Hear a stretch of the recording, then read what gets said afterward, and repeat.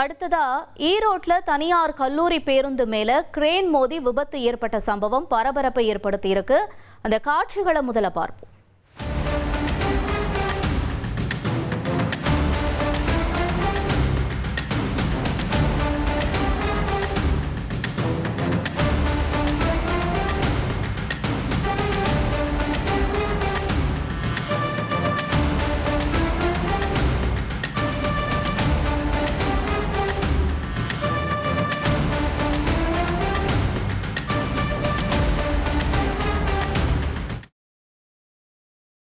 இந்த விபத்து நடந்திருக்கக்கூடிய இடம் ஈரோடு காந்திஜி சாலை.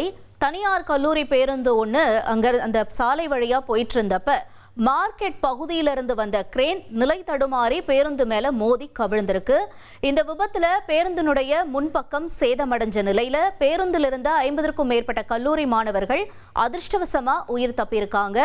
விபத்து தொடர்பா வழக்கு பதிவு செஞ்சிருக்கக்கூடிய ஈரோடு டவுன் போலீசார் கிரேன் ஓட்டுநர் கிட்ட தீவிர விசாரணையும் நடத்திட்டு வராங்க.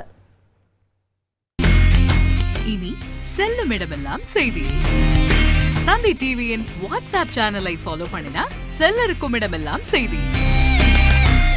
இதோ QR கோட் இப்பவே ஸ்கேன் பண்ணுங்க, ஃபாலோ பண்ணுங்க.